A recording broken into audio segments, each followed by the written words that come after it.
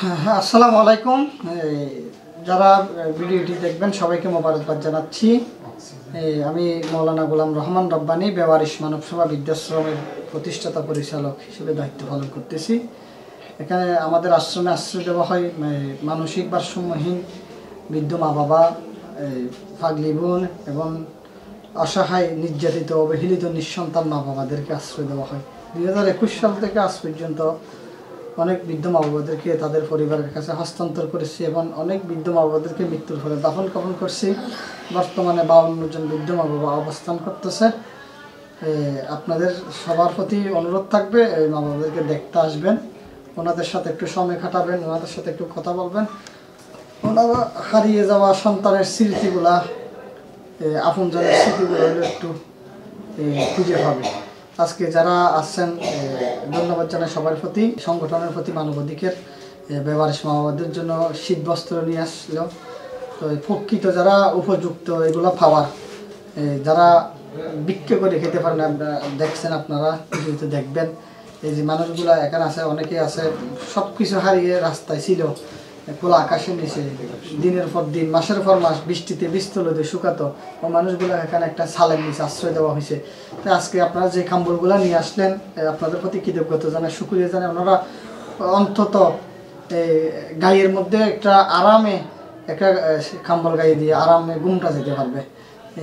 আমাদের যদি সবার খাবার ঘুম এগুলো ঠিক থাকে, আমাদের মন মানসিকতা সব কিছু ঠিক থাকে।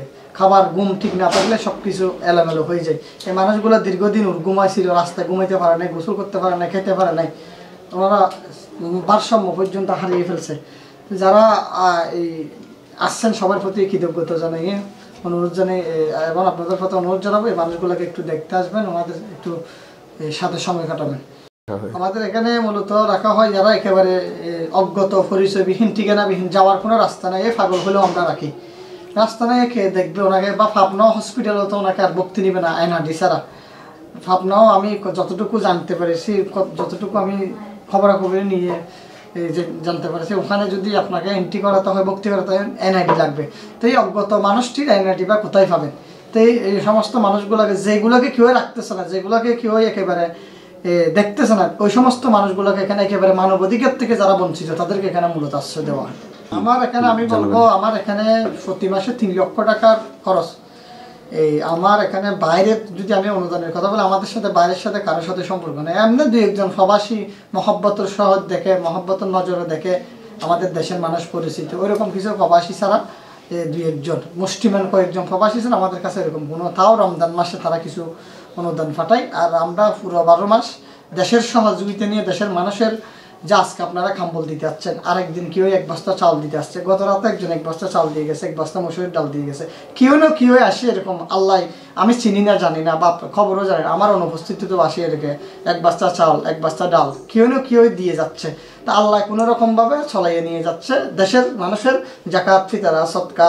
এবং আমি মাঝে মাঝে আমার দান বক্স আছে, আমার যেটা এই প্রতিষ্ঠান যেটা দিয়ে আজকে এতটুকু আসছি, তার সেটা হচ্ছে আমার দান বক্স।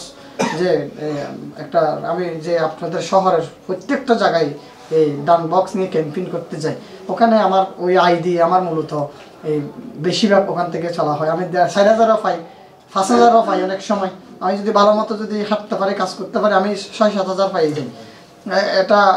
এটা দিয়ে আমি মূলত এখনো পর্যন্ত, আমি তো এভাবে চলতে পারবো না, সামনে ভবিষ্যৎ চিন্তা করতেছি। আমার লত এখন চলতেছে, কিছুদিন পরে লত না চলতে পারে, এই মানুষগুলো কি করবে? তো সবাইকে অনুরোধ করব, আপনারা যদি অন্য অন্য সংগঠনের মতো এই প্রতিষ্ঠানকেও একটু যদি সুনজর দেন, আপনারা যদি সহযোগিতা করেন, আশা করি দান বক্স নিয়ে আর রাস্তায় বিক্রি করতে হবে না এবং মানুষগুলোর ভবিষ্যৎ অন্ধকার হবে না। আমাদের কাছে শুধু রমজান মাসেও তাও 3 লক্ষ টাকা 1 মাসের খরচ আসে আর কি। এই পুরো 12 মাস টানা কিসে কর্জ নিয়ে বাকি নিয়ে চলতে হয়। খুবই কষ্টের মধ্যে মানুষগুলোকে পুরো মাস চলাইয়ে নিয়ে যেতে হয়। নিজের মা বলে ডাকি, বাবা বলে ডাকি, এদেরকে তো উপবাস আর ফালায় রাখতে পারবো না, অন্ধকারে ফালায় রাখতে পারবো না। তো অনুরোধ করবো সবাই একটু সহযোগিতার হাত বাড়াবে। আমাদের এখানে সরকারের থেকে অনুদানও আছে না, যার জন্য না একটা কথা আছে না, মেজবান বাড়িতেও নাই।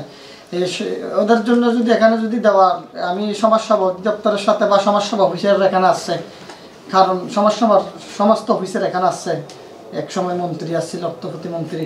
তো ওনাদের সাথে এখানে সবাই আসছিল। তো ওনারা বলছে ওনাদের এই একটা ফান্ড দিতে পারবে বয়স্ক ভাতা যাদেরকে বলা হয়। তো ওনাদের তো অধিক দিয়েও নাই, যার জন্য বলছিলাম নাই মেজবেন ওনাদের এনআইডি লাগবে বয়স্ক ভাতার জন্য। আমি তো ওনাদের এনআইডি কোথায় পাবো, নাম পর্যন্ত বলতে পারতেছে না।